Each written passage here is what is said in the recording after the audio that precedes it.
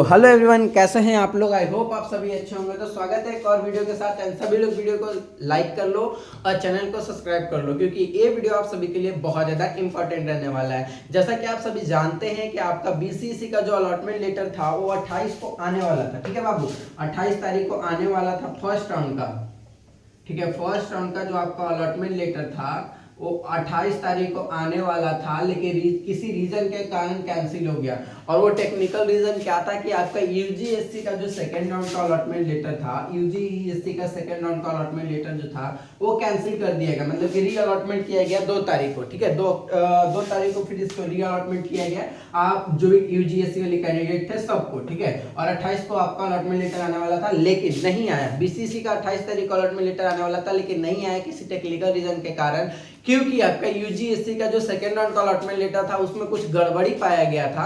ठीक है, गड़बड़ी को रिसॉल्व करने के लिए फिर से अलॉटमेंट लेटर लाया गया। लेकिन इसमें पिसा कौन रहे हैं, बीसीसी के कैंडिडेट पिसा रहे हैं। उनका सेशन लेट पे लेट होते जा रहा है। और अक्सर ऐसा देखा गया बिहार इंजीनियरिंग कॉलेजेस में कि आपका जब यूजीएससी जेईई मेंस के थ्रू जब एडमिशन हो जाता है तो क्लासेस स्टार्ट हो जाते हैं। हमने भी जब 2021 में एडमिशन लिया था तो 1 महीने से क्लासेस चल रहे थे। मैं बीच में जाके ज्वाइन किया था क्योंकि मेरा एडमिशन बाद में हुआ था बीसीसी के थ्रू। सो ऐसा होता ही है, और इस चीज के लिए आपको टेंशन नहीं लेना है। आपका अटेंडेंस शॉर्ट भी नहीं होगा, बस थोड़ा सा 1-2 सिलेबस आपका आगे चल जाएगा। तो ये कॉलेज को समझना चाहिए, लेकिन कॉलेज समझती नहीं है। नहीं पता कौन सा भूत सवार हो जाता है इतना जल्दी क्लास चालू करने का। ठीक है, आखिर एग्जाम तो यूनिवर्सिटी टाइम पे ही लेगी, तो फिर आपको क्यों इतना चुलबुली मचा है यार। छोड़ो ये सब बात, तो बात की बात है। तो अब एक मन में बहुत सारे बच्चों का क्वेश्चन है कि भैया जब सेकेंड राउंड का री अलॉटमेंट आया है यूजीएससी का, ठीक है, यूजीएससी का सेकेंड राउंड का री अलॉटमेंट आया है, ठीक है, यूजीएससी सेकेंड राउंड री अलॉटमेंट आया है, तो क्या इसमें इसके कारण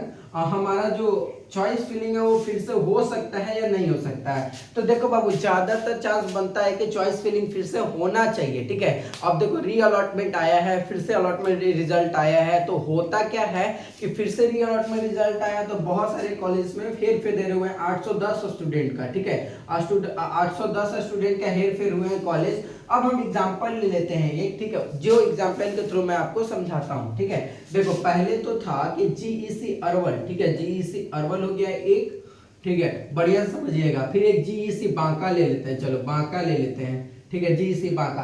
अब हम यहाँ पे मानते हैं कि सीएससी के सीट थे यहाँ पे 40, ठीक है, छोड़ो 40 नहीं लेते हैं यार, इतना भी खाली नहीं रहता, 30 थे। और हम यहाँ पे जीईसी बांका में अगर हम ले ले तो यहाँ पे आपका सीएससी का सीट खाली था आपका बीसीसी के लिए। ठीक है, बीसीसी के लिए सीट में बात कर रहा हूँ, यहाँ पे खाली था आपका 20 सीट है। ठीक है, लेकिन जब री अलॉटमेंट हुआ, ठीक है, यूजीएससी का जब री अलॉटमेंट हुआ तो यहाँ पे कैंडिडेट को री अलॉटमेंट में ज्यादा सीट मिला। मतलब कि सेकंड राउंड का जब री अलॉटमेंट हुआ यूजीएससी का, उसमें यहाँ पे सीट फुल हो गए। अब बचे कितना सीट, 20 सीट बचे सीएससी के। ठीक है, 20 सीट मात्र बचे। और यहाँ पे जब यहाँ पे जो जितना था वही डाटा है, सीएससी का 20 के 20 से डाटा है। मान लो 1-2 हेरफेर हुआ तो यहाँ पे 18 हो गया। ठीक है, 18 हो गया। ठीक है, अब बहुत सारे बच्चों को पसंद भी नहीं था कॉलेज तो उन्होंने छोड़ दिया, चाहे कुछ भी हुआ। चलो, अब एक कॉलेज में ज्यादा सीट है, एक कॉलेज में कम सीट है। अब बहुत सारे बच्चे कंफ्यूजन में आके ऐसा किए होंगे कि वो बांका को चूज कर लिए होंगे। और ऐसा भी हो सकता है कि जो कॉलेज नया कॉलेज है, ठीक है, नया कॉलेज, अब इसमें 18 सीट है। मान लो कि अगर यहाँ पे 20 कैंडिडेट को एडमिशन फर्स्ट राउंड में मिला था, मतलब कि 20 सीटें खाली थे पहले से। ठीक है, अब यहाँ पे आपका सेकेंड राउंड में जो सीट बचे यहाँ पे इंक्रीज हो गए, क्योंकि यहाँ से जो बच्चे चले गए आपका अरवल में। ठीक है, सो यहाँ पे आपका 22 सीट बच गए। ठीक है, लेकिन यहाँ पे कितने घट के हो गए, 20 सीटें हो गए। यहाँ से 2 सीटें इंक्रीज हो गई, यहाँ पे आ गया डिक्रीज हो गया। मतलब यहाँ से डिक्रीज हुआ, यहाँ पे आके इंक्रीज हो गया। ठीक है, मतलब कि इसमें से सीटें घटते गए और इसमें आपका सीट फुल होते गए, जिसके कारण इसका जो है इसमें सीटें कम हो गए और इसमें आपका सीटें बढ़ गए, वैकेंट सीटें बढ़ गए। अब वैकेंट सीटें जिस कॉलेज में सबसे ज्यादा है, आप ऑब्वियसली सी बात है, अगर आपका रैंक ज्यादा है तो आप वही कॉलेज चूज करोगे, है कि नहीं है। ठीक है, ये तो बनता है कि आप यहाँ बांका सबसे पहले सोचोगे। अगर आपको अरवल और बांका में दिया जाए चूज करने को, तो आप 1 नंबर पर ऑब्वियसली सी बात है कि बांका रखोगे, 2 नंबर पे आप अरवल रखोगे। रखोगे, ठीक है। सो यही होता है और यही रीजन के कारण मैं बता रहा हूं कि आपका जो कॉलेज है वो बहुत ज्यादा हेर फेर हुआ है सेकेंड राउंड का रीअलॉटमेंट में यूजीएससी वाले कैंडिडेट के लिए।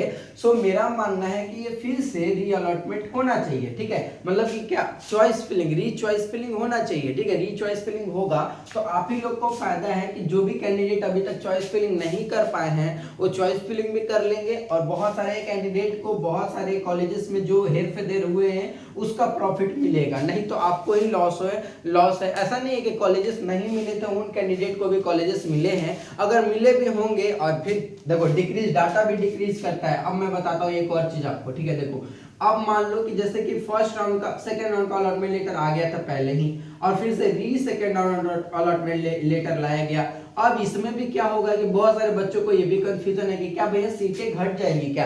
देखो दो प्रोबेबिलिटी बनता है, सीटें बढ़ भी सकता है घट भी सकता है। अगर जिन बच्चों को कॉलेज नहीं मिला था सेकंड राउंड में उन बच्चों को अगर कॉलेज मिलता है तो सीटें घट सकता है, ठीक है। अगर जिन बच्चों को सेकंड राउंड में कॉलेज नहीं मिला था ये रीजन के कारण, ठीक है, सो उनको फिर से अगर कॉलेज मिलता है तो 7,000 कुछ सीटें हैं, तो हो सकता है मे बी आपका टोटल 7,000 बचे। लेकिन अगर री अलॉटमेंट रिजल्ट आया और बहुत सारे कैंडिडेट होंगे जो कि आउट ऑफ बिहार होंगे, आउट ऑफ कहीं भी होंगे, ठीक है, बहुत दूर होंगे, और वो परेशान हो गए होंगे इस चीज के चक्कर में कि यार एडमिशन ले या नहीं ले, क्या करे, ये बहुत बेकार चीज है, ये है, ऐसे करता है वैसे करता, बहुत ज्यादा स्ट्रेस में आके उन्होंने अपना एडमिशन लिया ही नहीं होगा, ठीक है, एडमिशन लिया ही नहीं होगा, जिसके कारण में भी हो सकता है कि उनका, ठीक है, उनके कारण सीटें खाली हो जाए और खाली होने के कारण बढ़ जाए, ठीक है, बढ़ जाए। अब बहुत सारे बच्चों का मन में क्वेश्चन रहता है कि भैया सीट अलॉटमेंट रिजल्ट फिर से आएगा क्या। जी बाबू हाँ, फिर से सीट अलॉटमेंट रिजल्ट आएगा और आना ही चाहिए क्योंकि जरूरी है, बहुत ही ज्यादा जरूरी है। अगर सीट अलॉटमेंट रिजल्ट वही रह जाएगा तो फिर पता कैसे चलेगा किस कॉलेज में हेरफेर हुआ है, क्या कॉलेज हुआ है, फिर तो आपके साथ वही हो रहा है जो होना चाहिए, ठीक है। लेकिन सब चीज होगा फिर से, मुझे लगता है जहां तक। तो सभी लोग वीडियो को लाइक कर लो एंड चैनल को सब्सक्राइब कर लो। आई होप आप सभी को सारा चीज समझ में आ गया होगा। अगर समझ में नहीं आया तो आप कमेंट कर देना, मैं अच्छे तरीके से समझा दूंगा जो भी डाउट रहेगा। मिलते हैं नेक्स्ट वीडियो में, तब तक के लिए अपना ख्याल रखिए, बाय बाय।